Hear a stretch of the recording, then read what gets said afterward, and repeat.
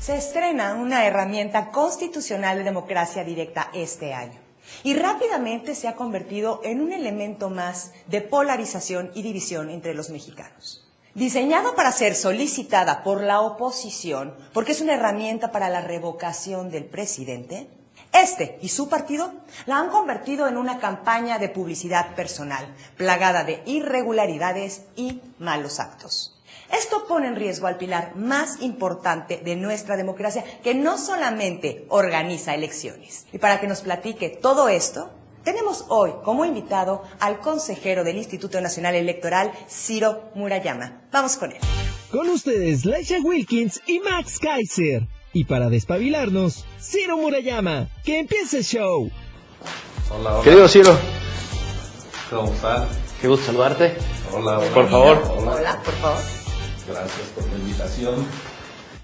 Ciro, pues estamos muy contentos con que nos acompañes, muchas gracias, estábamos deseosos de que vinieras, tenemos muchas dudas con respecto a todo el instituto, pero tal vez deberíamos empezar por ciertas dudas que tiene la gente sobre la revocación, y yo también.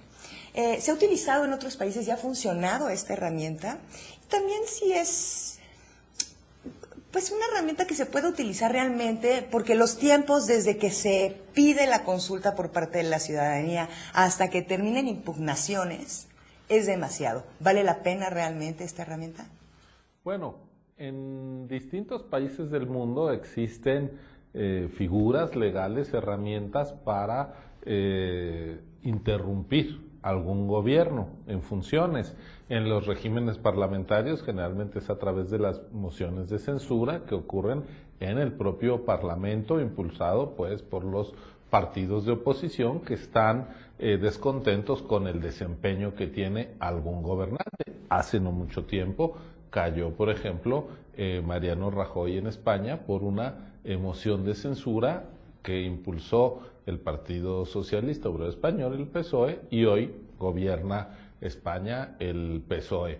En Estados Unidos existe el impeachment que se ha activado en muy contadas ocasiones y en su momento, después del Watergate, cayó el presidente Richard Nixon. También se persiguió al presidente Clinton, se intentó con el presidente Trump, y en América Latina también hay estas figuras. Creo que en el caso de nuestra región, los ejercicios de revocación al final han servido en ocasiones como antesala a ejercicios de reelección, paradójicamente. En el caso de México es una figura muy nueva que se impulsó por el actual gobierno y se llevó a la Constitución en 2019. Desde mi punto de vista, no debería de aplicar al actual presidente, lo he dicho públicamente, porque él fue electo por la soberanía popular por un periodo que termina el último día de septiembre de 2024 y hay que respetar ese mandato popular. Sin embargo, cuando se cambió la Constitución, en la propia Constitución se incluyeron transitorios para que se pudiera hacer la revocación ahora al actual presidente de la República. Así que pues está en curso. Esos transitorios también son los que marcaron los tiempos para que después de que se cumplieron los 3 años de gobierno del presidente, que fue el pasado 1 de septiembre, se pudieran tener las firmas solicitando la revocación. Se necesitaban el 3% de firmas, 2.758.000, y el INE tuvo que convocar a la votación, que será el 10 de abril, y hay que decir que en caso de que participe más del 40%, o al menos el 40% del listado nominal, estamos hablando de 37.129.000 personas que van a votar, y la mayoría de ellos quieren que el presidente se vaya, se interrumpirá el gobierno del presidente, el Congreso nombraría a la persona que terminaría el sexenio, pero no se adelantaría la elección presidencial. La próxima elección presidencial, pase lo que pase el domingo 10 de abril, va a ser el primer domingo de junio de 2024. Hay una serie de irregularidades, delitos que se han cometido a lo largo de todo el camino, que ha sido muy complejo, ¿no? Desde una organización que no parece tener, digamos, una formalidad específica, con un financiamiento brutal, si no mal recuerdo eran 22,000 promotores por todo el país, hablando de la ratificación en lugar de la revocación, firmas entregadas que no son de personas reales o que son de muertos o que son de personas que están en la cárcel, esta auditoría que hicieron ustedes para revisar si las personas que entregaron las firmas efectivamente habían dado su voluntad, y luego las ciudades enteras repletas de espectaculares y de basura por todos lados. ¿Qué va a pasar con todos estos delitos, irregularidades y cosas que se han cometido? ¿Y quién podría ser sancionado por esto? Bueno, creo que en efecto tú estás hablando de un conjunto de hechos que han ocurrido en los últimos meses y que sin duda pues están cuestionando la legalidad de este ejercicio, porque más allá de si nos parece correcto o no que un gobierno sea interrumpido a la mitad del camino y no concluya el periodo que los electores le encargaron gobernar, lo cierto es que es una figura que está en la Constitución y nosotros del Instituto Nacional Electoral tenemos la obligación de organizar la revocación, de promoverla y de vigilar la legalidad de todo el proceso. Y en efecto nos hemos encontrado con una serie de obstáculos que están haciendo de la revocación, yo creo que un ejercicio inédito, pero al mismo tiempo muy anormal desde el punto de vista de la institucionalidad y de la normatividad democrática que debe regirlo. Para empezar, el Congreso tenía que haber promulgado la ley de revocación de mandato a la mitad de 2020. Se tardó más de un año después para emitirla, ya prácticamente cuando era inminente la organización del ejercicio. También se estableció que constitucionalmente que se debería de aportar el 3% de firmas. Nosotros encontramos irregularidades muy fuertes. Uno, se llamó a firmar por la ratificación, figura que no existe en la Constitución. Segundo, se presentaron firmas falsas, casi 18,000 muertos por parte de la organización que siga la democracia, una organización que creció sin mayor historia, ni antecedente político, ni conocimiento de ella, y presentó esos apoyos. Otro hecho notable fue que cuando finalmente se aprobó la ley de revocación, se incluyó una pregunta que en realidad son dos preguntas. ¿Quieres que siga o quieres que no siga? Bueno, ya son dos. Generalmente estos ejercicios de plebiscito o de referéndum tienen dos respuestas posibles. Sí o no. En México las dos respuestas son dos enunciados. Quiero que se le revoque, quiero que continúe. Eso fue a la Suprema Corte y 7 de los 11 ministros dijeron: esa pregunta es anticonstitucional, no se apega al texto de la Carta Magna. Pero como nosotros somos el único país del mundo que tiene un tribunal constitucional donde no importa que la mayoría decrete que algo es anticonstitucional para que sea expulsado del marco normativo, sino que además debe ser una votación calificada, pues se necesitaban 8 votos de 11, y como solo hubo 7 ministros diciendo esto es inconstitucional, pues la libró esa pregunta y va a ser la que esté en la papeleta. Hemos tenido una serie de conductas por parte de servidores públicos, el propio titular del Ejecutivo, gobernadores, la jefa de gobierno, senadores, legisladores en distintos ámbitos, que se han convertido en los protagonistas de la revocación de mandato, a pesar de que ellos mismos propusieron el cambio constitucional, lo concretaron y la Constitución dice: no pueden entrar los servidores públicos, no pueden ser los gobernantes, es un asunto solo de ciudadanos. Entonces, al final, ¿quién va a calificar esto, Max? El Tribunal Electoral. Y a mí me parece que estamos en un escenario, pues incluso que me recuerda a 2006, cuando el presidente Fox se metió y dijo: no hay que cambiar de caballo a la mitad del río y le empezó a echar porras a su candidato cuando no era su papel, e incluso eso llevó a que se cambiara la Constitución, y que este deber de neutralidad que ahora se le exige a los servidores públicos, a los gobernantes, esté en la Carta Magna y ellos no lo estén escuchando. Entonces estamos, creo yo, ante la posibilidad de que haya algún llamado de atención del Tribunal Electoral, porque sí tenemos una colección de ilegalidades desde el poder a propósito del ejercicio de revocación de mandato, que este ejercicio, si uno lo ve bien, es un ejercicio que se pone en manos de los ciudadanos que han perdido la confianza en el presidente, porque así dice la Constitución, y entonces quieren que se vaya. Es un ejercicio desde la ciudadanía para interpelar al poder. No es un instrumento desde el poder para manipular a la ciudadanía. Entonces, ¿qué pasa? Porque evidentemente no les importan las multas ni las consecuencias de faltar a la ley. El lunes pasado, justamente, el presidente salió a decir que no sabía quién tenía la última palabra, si la Cámara de Diputados o el Tribunal Electoral. Si el mismo presidente desconoce la ley, pues ¿qué podemos esperar? ¿No deberíamos endurecer las penas? Porque al final del día pasó con el Partido Verde. El beneficio que obtuvo al contratar a estos actores en veda electoral fue mucho mayor que la suma que tuvieron que pagar por hacerlo, ¿no? Bueno, si se deben incrementar o no las sanciones a los actores que violan la ley, pues eso está también en el ámbito de quienes hacen las normas, y en las normas pues establecen también las pues es que son sanciones irrisorias las penas.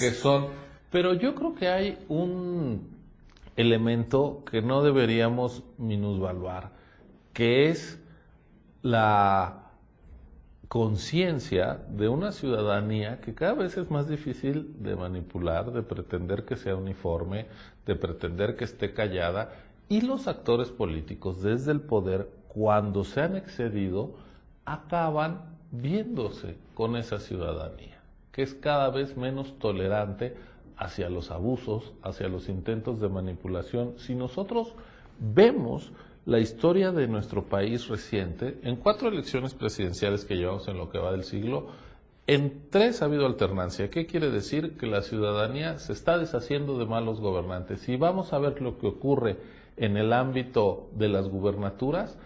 Desde que el INE es encargado de instalar las casillas de las elecciones locales, es decir, desde 2015 a la fecha, nos ha tocado organizar ya, se dice rápido, 50 elecciones a gubernaturas. En 35 han ganado candidatos opositores, el 70%. ¿Qué quiere eso decir? Que la gente sabe usar su voto de castigo, que es más difícil seguir en el poder que perder una elección, lo cual también te demuestra que las elecciones no están controladas desde los gobernantes, que la gente cuando sale a votar en secreto y en libertad, como ocurre una y otra vez, puede usar su voto para castigar a quien no le está cumpliendo. Desde ese punto de vista, yo creo que las apuestas de los gobernantes, del partido que sea, en México, que tratan de abusar del uso de programas sociales, de manipular, se encuentran con una ciudadanía que quiere también resultados. Repercutirá en su imagen. A mí me parece que lo que puede ser el mayor balón de oxígeno para la democracia, más que penas altas, más que esperar una sanción de una autoridad, de un fiscal, estamos viendo los problemas que tiene la procuración y la impartición de justicia en nuestro país. Desde el punto de vista político, porque estamos hablando ahora de un proceso político, es una ciudadanía que no le dé la espalda a la cosa pública y que esté muy activa. Y entre más crítica y participativa es esa ciudadanía, mejor. Te lo digo como servidor público, que es exigido y nosotros tenemos que transparentar nuestras decisiones, explicarlas en espacios como este, por ejemplo, donde pues ustedes preguntarán y cuestionarán con toda libertad y uno tiene la obligación de responder. Mientras sigamos alimentando entre todos una exigencia hacia el servicio público y hacia el poder, yo creo que la democracia seguirá su marcha. Vamos a quitar algunos mitos y algunas mentiras que están en el ambiente. Aclárale a la gente lo importante de la revocación. están las casillas que tienen que estar, está el material, puede votar todo el mundo. O sea, toda esta idea que ha tratado de promover desde el presidente y otros actores de no se va a poder votar, va a ser difícil, están lejos las casillas, no hay material para todos, se limitó el derecho. No se está promocionando. No se está promocionando. O sea, esto que tú haces muy bien en redes, de explicarle a la gente con números, a ver, están las casillas, está la votación lista, está el derecho de todos, platícanos esa parte. Mira, gracias por la pregunta. Se dijo hace unos días, el INE está escondiendo las casillas. Caray, si nosotros las instalamos, ¿cómo las vamos a esconder? Quien pone un puesto, lo que quiere es que la gente acuda a ese puesto. En este caso nosotros ponemos puestos de votación.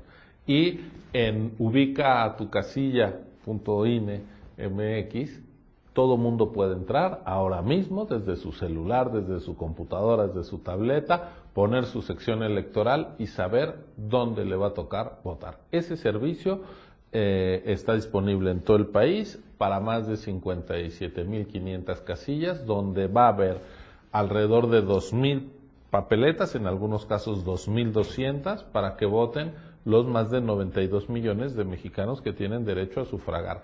Nadie se va a quedar sin votar. Si quiere participar, hay boletas para todos, imprimimos esos 92 más unos sobrantes, por ejemplo, para que puedan votar no solo las personas que están en esa casilla, sino los representantes de los partidos políticos, y además vamos a poner 300 casillas especiales para la gente que está en tránsito. Es decir, si alguien no está en su domicilio, está de viaje y quiere sufragar, lo puede hacer, además de que se abrió el voto desde el extranjero, se inscribieron casi 18,000 compatriotas que se interesaron en votar por internet, lo van a poder hacer entre el 1 y el 10 de abril por internet. Entonces, a ver, logísticamente está la mesa servida, está la organización lista. Una vez más salimos a la calle a buscar a la gente, a invitarles en sus domicilios, sorteamos a 7 millones de personas, visitamos al 86% de ellos. Hoy, a días de la jornada de votación, ya tenemos toda la documentación distribuida en nuestras 300 juntas distritales, es decir, ahí están los paquetes electorales, y en unos días más se van a empezar a entregar a los presidentes y presidentas de casilla, que van a ser los que el domingo lleguen temprano a poner la casilla y a recibir a sus vecinos. Entonces, el INE ya hizo su chamba. Sí, hemos difundido la revocación en todos los espacios que tenemos, en radio, televisión, que son con cargo a los tiempos del Estado. Hemos organizado más de 300 espacios de debate a favor, en contra de que se vaya el presidente. Nosotros estamos propiciando la discusión y ya dependerá de la ciudadanía decidir si acude a votar o no. En la revocación, a diferencia de lo que pasa cuando vamos a elegir a un gobernante o un representante popular, la gente que se queda en su casa no cuenta para nada. Es decir, con que llegue una persona a votar, si solo una persona vota, a quien le dé su voto, ese candidato, esa candidata ganaría. Siempre que haya abstención, lo que ocurre es que, y estamos eligiendo a alguien, estamos dejando en manos de los que sí van a votar nuestra decisión. ¿Qué pasa con estos ejercicios de democracia directa como son la consulta popular y la revocación?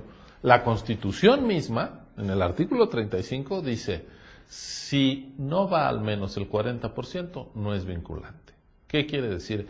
Que la gente que se queda en su casa, la gente que le da la espalda a determinado ejercicio de democracia directa, está diciendo, a mí no me interesa que tenga efecto legal. Puede que la consulta, el tema que se está consultando, no me parezca digno de una votación. ¿Es válido el abstencionismo?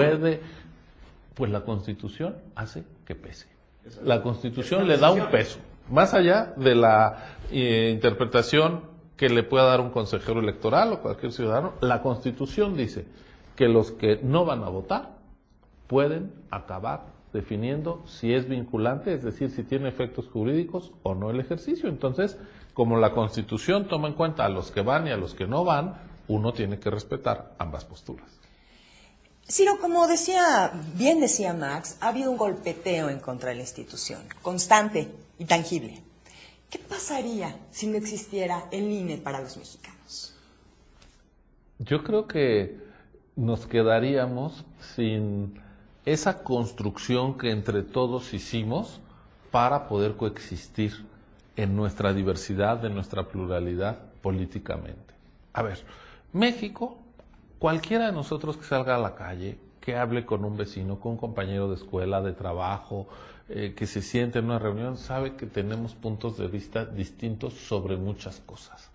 Que el México uniformado alrededor de una idea, de un jefe, de un partido, de una aspiración, quedó atrás. Hoy tenemos múltiples proyectos de vida, distintas formas de vivir, incluso nuestra intimidad, qué es lo que esperamos del futuro de nuestro país. Hay múltiples puntos de vista. ¿Cómo pueden convivir esos múltiples puntos de vista cuando se trata de decidir quién nos gobierna y quién nos representa? Pues solo a través de un sistema en donde esa diversidad se ha reconocido. ¿Cuál es la diferencia, yo diría, básica entre un sistema democrático y uno autoritario? Que en la democracia la pluralidad es bienvenida y quien piensa distinto tiene derecho a decirlo, a pensarlo y a ser respetado. En el autoritarismo o te alineas con quien manda o vas a ser perseguido. La pluralidad, la diversidad, la libertad de llevar la contraria es algo que atenta contra el poderoso y entonces atenta contra la seguridad de ese sistema autoritario y tienes que ser callada, tienes que ser perseguida, tus derechos como minoría se acabaron. En la democracia la minoría tiene derecho incluso a volverse mayoría, que es lo que nos ha pasado.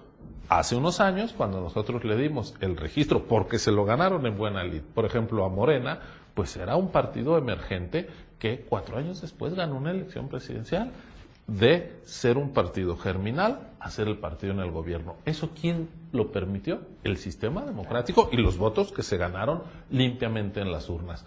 Pero los otros partidos también tienen votos en las urnas. Pretender que hay votos buenos y votos malos, que solo alguien tiene la autoridad moral para hablar en democracia, es empezar a contaminar el medio ambiente democrático con justamente discursos autoritarios que asfixian un ecosistema de libertades, que es lo que es la democracia. Entonces, el INE juega un papel, pues, elemental, pero indispensable, y es permitir que todas esas pulsiones sociales, que esa diversidad que hay en cualquier espacio de la vida social de México, llegado el momento, compita de manera pacífica y civilizada para ver quién se queda con el poder.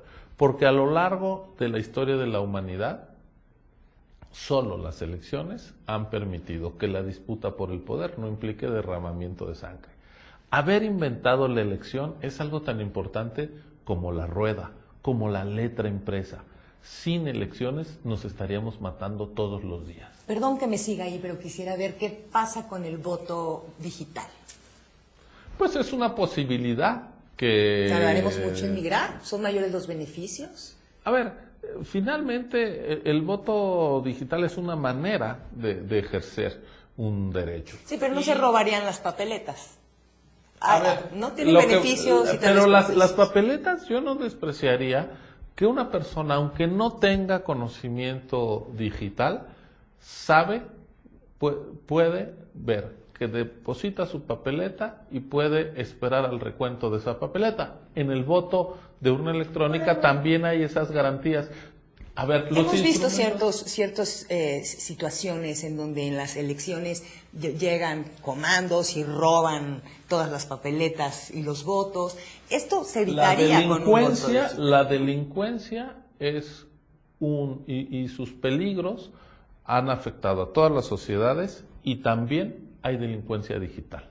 Es decir, creer que hay la bala mágica para acabar con el malvado en política o en extorsión de la gente sería ser muy optimista. Estos procesos son complejos y yo creo que México puede reclamar, y lo podemos demostrar, que sus elecciones son auténticas. No, por Yo supuesto. diría que sí, ha habido lugares donde se quema una casilla, donde se roba una casilla. Son mínimos a comparación Pero de la los verdad resultados. es que hoy tenemos un sistema electoral muy potable, muy presentable, que es orgullo es referencia, y por eso es orgullo nuestro, porque de todo el mundo vienen a aprender cómo se hacen las elecciones en México. Entonces, pues avanzar a lo digital es una decisión política, no es un problema técnico, pero debe de dar las garantías a todo el mundo de que su voto se va a respetar y lo podrá ejercer en libertad. ¿Cómo hacen esto que dices, que el INE, antes el IFE ha sido ejemplo en el mundo y ha sido copiado en el mundo? Han venido personas y consejeros, han ido a otros lugares del mundo a tratar de explicar el éxito del INE. Vamos a resolver algunos de estos mitos que se han propagado últimamente de es muy grande, es muy caro, tiene demasiados espacios que no se utilizan. ¿Qué más hace el INE, además de esto que nos acabas de platicar, de organizar una elección? ¿Por qué es de ese tamaño? Bueno, para empezar, el INE hace algo que muy pocas autoridades electorales realizan en el mundo, que es mantener al día el padrón, el censo electoral. Realmente todos sabemos que a partir de los 18 años con lo que nos identificamos es con nuestra credencial para votar con fotografía, que es un documento confiable, que se nos entrega gratis, que podemos renovar cuantas veces queramos, que no es falsificable. Si alguien quiere abrir una credencial para poner la foto de alguien más, ese plástico se va a oxidar, se va a romper. Es decir, el INE está con su trabajo garantizando el derecho a la identidad de toda la ciudadanía. Incluso hemos dicho, si nos dan la instrucción, podríamos hacernos cargo de credencializar a los menores de edad, porque tenemos casi 1,000 módulos en el país, estamos entregando alrededor de 16 millones de credenciales cada año de gente que se nos acerca a hacer los trámites. Entonces, si hay institución cercana a la gente, es el INE por la credencialización. ¿Y eso no lo hacen autoridades electorales en otros lugares del mundo? No les corresponde en casi ningún lugar, porque existe lo que se llama el Documento Nacional de Identidad, y en nuestra experiencia lo que pasó es que cuando el padrón electoral estaba en manos del gobierno y de la Secretaría de Gobernación, se manipulaba políticamente para excluir a los opositores, para permitir que gente que incluso ya había fallecido apareciera como elector, etcétera, etcétera. Y para evitar el fraude electoral, lo que se hizo fue empezar con un padrón desde cero, que hoy tenemos vigente, que está vigilado por los partidos políticos, al cual no le mete mano el gobierno en turno, y que nos permite que cada elección voten solo ciudadanos y ciudadanas de carne y hueso en pleno uso de sus derechos políticos. ¿Qué más hace el INE? Fiscaliza el dinero de los partidos para evitar que los recursos, la disparidad en el dinero, genere asimetrías que acaben inclinando a favor de algún jugador la cancha en detrimento de un ejercicio propiamente democrático. El INE es una especie también de plataforma televisiva y radiofónica, porque todos los anuncios que vemos de los partidos políticos los pauta el INE a los cientos de concesionarios de televisión y a los miles de radio que hay en el país. A veces nos pueden parecer cansados los spots, pero de esa manera estamos garantizando que haya la posibilidad de que todas las fuerzas políticas aparezcan delante de la ciudadanía, que es quien va a elegir. Cuando esto no existía, por ejemplo, en 1988, déjame decir que la oposición no aparecía en la televisión, solo los candidatos oficiales. Para evitar que las elecciones fueran una manipulación desde el poder, es que se crearon estos espacios y estas condiciones de equidad. ¿Qué más? Porque además monitorea, no solo pauta, monitorea, ¿no? Revisa. Así es, nos toca ser incluso una autoridad supervisora de los radiodifusores, de las televisoras. Entonces, el INE es una institución del Estado a la que se le han dado muchas atribuciones, que cumple de manera regular con, pues yo creo, mucha eficiencia. Si algo se hace bien en México son las elecciones, caray. Antes de las Olimpiadas del 68 se inauguraron las primeras líneas de metro en la Ciudad de México y ahí andan caminando.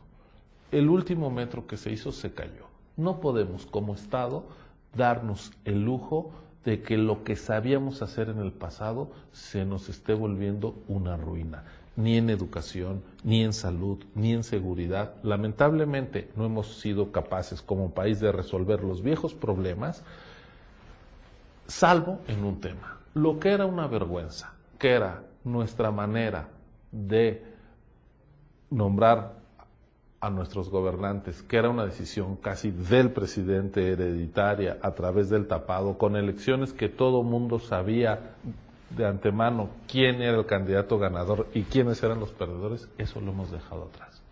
Hoy la única incertidumbre válida en democracia la tenemos, que es el resultado electoral, porque eso lo decide ¿quién? La gente votando en soledad, en la mampara, antes de depositar su voto en la urna.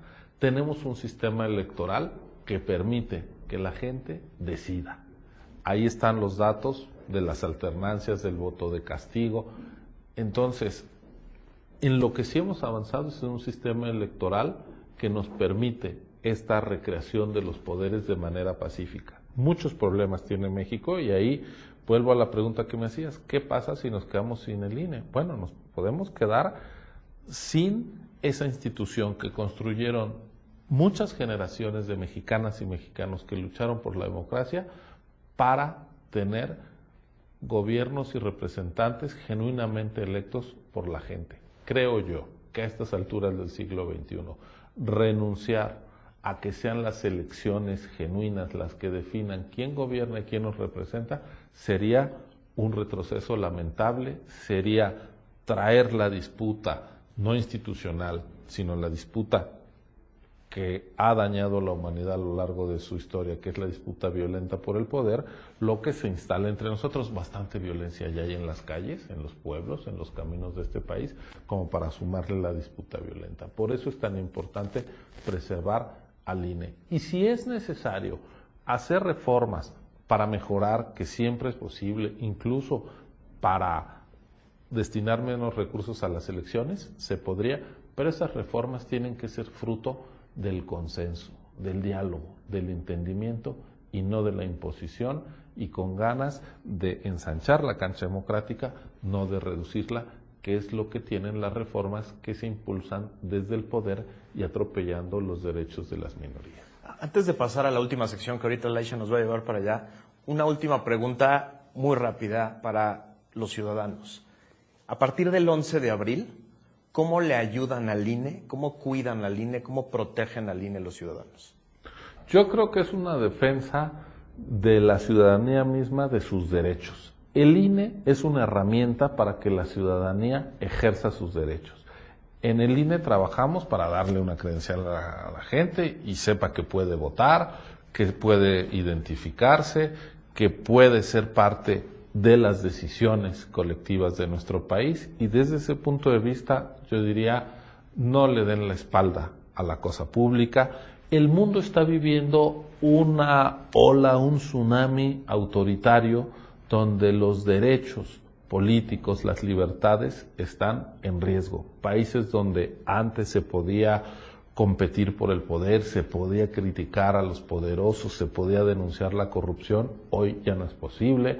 En nuestro continente ahí están los trágicos ejemplos de Venezuela, de Nicaragua, pero están en otros lugares, Filipinas, está Hungría, está Polonia. Es decir, en medio de este tsunami autoritario hay siempre culpables de el quiebre democrático. Pero generalmente ocurre en sociedades donde la ciudadanía dejó de jugar su papel. Yo diría, cuando la democracia muere, hay culpables, pero hay muchísimos responsables. La manera de no ser corresponsable con un eclipse autoritario es no dejar de participar y no dejar de estar atento a la cosa pública. Sin duda. Yo adoro al INE, defiende mi democracia, y bueno, pues tenemos que pedirte que despabiles de alguna manera a ciertos grupos o a ciertas personas. Entonces te vamos a pedir que a la Cámara nos despabiles, por favor, al gobierno federal. El actual gobierno llegó a su cargo, a su responsabilidad a través de elecciones limpias, con reglas que le dieron garantía siendo oposición. Ahora le corresponde respetar esas reglas democráticas que le permitieron ser gobierno. Es de mínima congruencia democrática. Ciro, despabila a los partidos políticos en su conjunto, esos entes que te toca regular, despabilalos. La calidad de la vida democrática de un país depende directamente de la calidad de sus actores políticos y de sus partidos en plural.